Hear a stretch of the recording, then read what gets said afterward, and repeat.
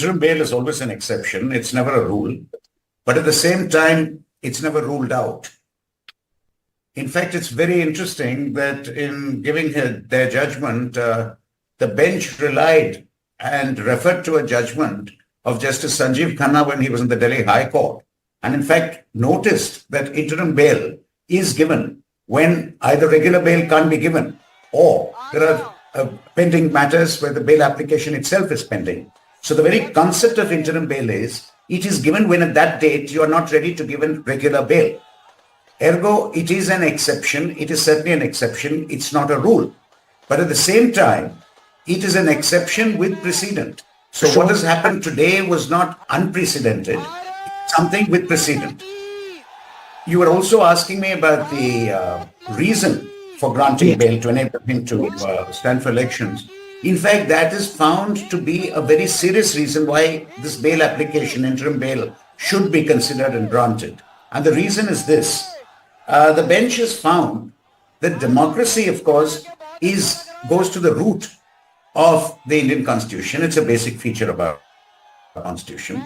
The court goes on to say that when a national party leader is faced with a general election where the Lok Sabha is going to be voted for, it is a matter which affects the country at large. This is the effect of the judgment. I'm not quoting from the judgment. The effect of the judgment. And while so, the leader of such a national party being enabled to participate in the election campaign is an important step in the march of democracy itself, especially when it's such an important election of the Lok Sabha being voted for. So therefore, and which happens once in 5 years. So therefore, the court has found that to be a good enough reason to make out an exception for the grant of interim bail.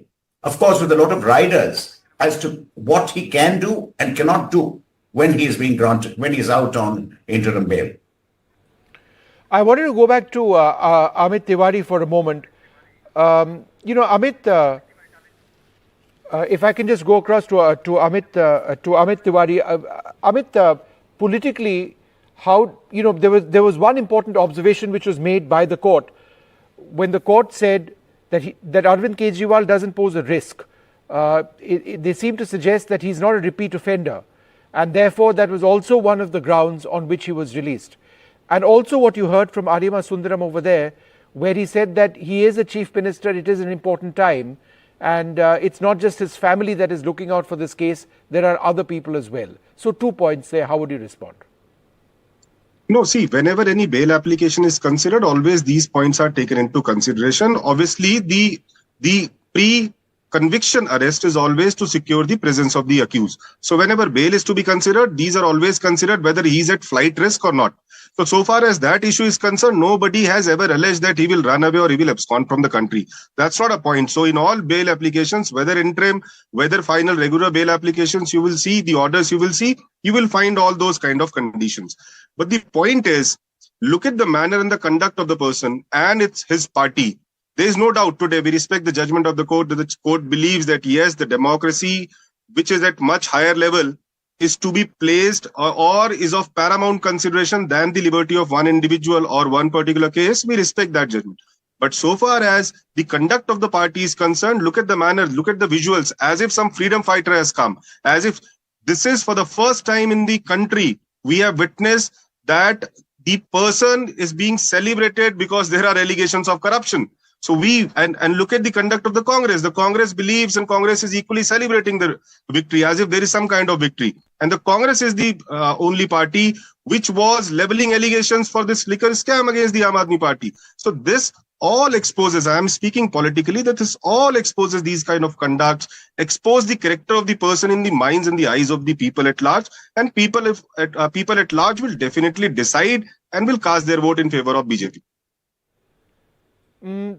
Something else which the court said, which is actually important because I'm going through parts of the judgment here. They said that, and these weren't the exact words, but a liberal view is needed in the Lok Sabha election backdrop, and that he's not a threat to society. Again, how would you respond to that? Yes, definitely. I have also seen that is recorded in paragraph number 15, where the court said that no doubt he avoided 9 summons. No doubt there are serious allegations of corruption.